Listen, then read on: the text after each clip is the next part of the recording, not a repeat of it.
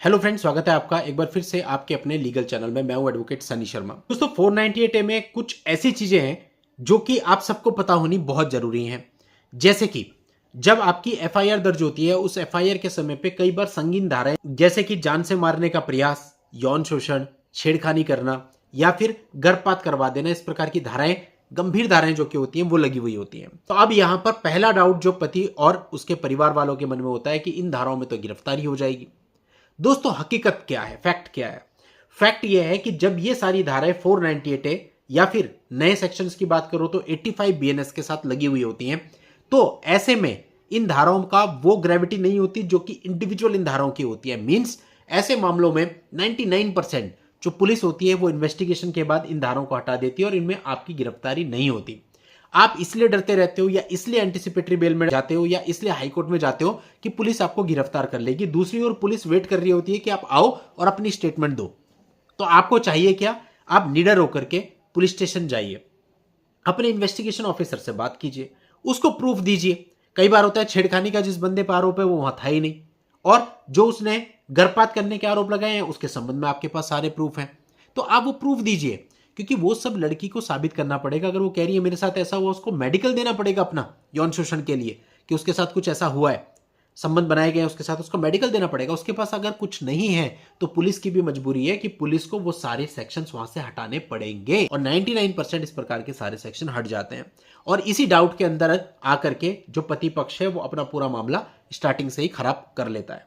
तो एक चीज यहां पे क्लियर हो गई। दूसरी चीज, क्या 498 ए में हमें एंटीसिपेटरी बेल लेना जरूरी है? ये दूसरा डाउट होता है। दोस्तों बिल्कुल भी जरूरी नहीं है। अगर आप एंटीसिपेटरी बेल नहीं लेंगे तो कहीं से कहीं तक भी कोई फर्क नहीं पड़ने वाला, कोई गिरफ्तारी ऐसे मामलों में नहीं होती है। अगर कुछ रेयर केसेस को छोड़ दें जो कुछ पर्टिकुलर स्टेट में ऐसा होता है, वहां पे है कि हाँ भाई आपको एंटीसिपेटरी बेल लेने की नीड है। अदरवाइज कहीं पर भी पूरे भारत में आपको एंटीसिपेटरी बेल लेने की नीड ऐसे मामलों में नहीं होती है। आप सिंपली पुलिस से मिलिए, पुलिस आपसे मिल करके जो जो देखेगी कि हाँ भाई ये सेक्शन नहीं बनते वो हटा देगी, जिनके नाम देखेगी नहीं आ सकते उन्हें हटा देगी और चार्जशीट फाइल कर देगी। तीसरा डाउट ये होता है कि अगर आप बेल ले लेते हैं तो क्या मेरी पत्नी बेल को कैंसिल करा सकती है, क्योंकि ऐसी धमकी वो आपको देते हैं।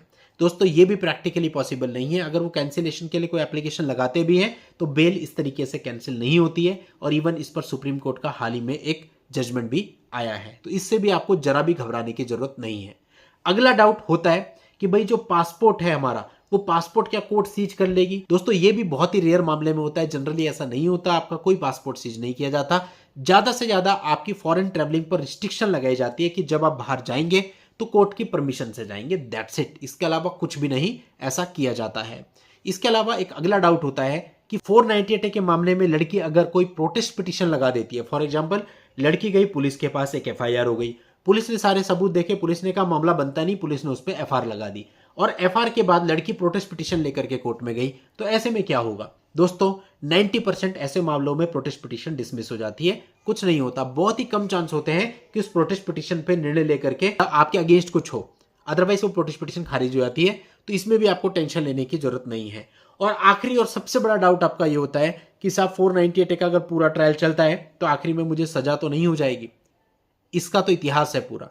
अगर आप रिकॉर्ड उठा के देखो, डेटा उठा के देखोगे तो आप पाओगे कि मैक्सिमम मामलों में लास्ट में जो एक्यूज पर्सन होते हैं उनका एक्विटल हो जाता है। जिसका कारण क्या है कि मामला अधिकतर झूठे तथ्यों पर दर्ज कराया जाता है, और उन तथ्यों को साबित करने के लिए उनके पास सबूत होते नहीं। पुलिस की इन्वेस्टिगेशन भी लच्चर प्रकृति की ऐसे मामलों में होती है, एक यांत्रिक मैकेनिकल फॉर्म में होती है, कुछ ज्यादा किया नहीं होता। तो पुलिस भी चीजों का जवाब ठीक से दे नहीं पाती, जब उनके विटनेस होते हैं, क्रॉस एग्जामिनेशन होते हैं, नहीं दे पाती और जस्टिफाई नहीं कर पाती। तो इन सब मामलों के तहत आखिर में क्या होता है, इसका नतीजा कि इसका सीधा फायदा एक्यूज पर्सन को मिलता है और एक्यूज पर्सन जो है वो बरी हो जाते हैं। तो यहां पे भी अगर आपने कुछ नहीं किया है, आपके ऊपर फॉल्स मामला है, ट्रायल चल रहा है, तो आपको जरा भी घबराने की जरूरत नहीं है कि आपको सजा हो जाएगी। आप उसमें निर्दोष हो जाओगे, बरी हो जाओगे, कोई किसी प्रकार की दिक्कत नहीं आती है।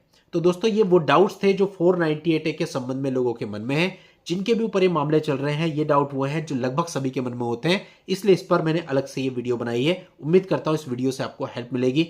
अच्छी लगी है वीडियो तो इसे आगे शेयर कर दें ताकि और लोगों तक भी ये जानकारी पहुंच जाए। चलिए दोस्तों आज के इस वीडियो में इतना ही। नेक्स्ट वीडियो में नई जानकारी के साथ मैं आपसे फिर मिलता हूं। तब तक के लिए goodbye and thank you for watching. Take care.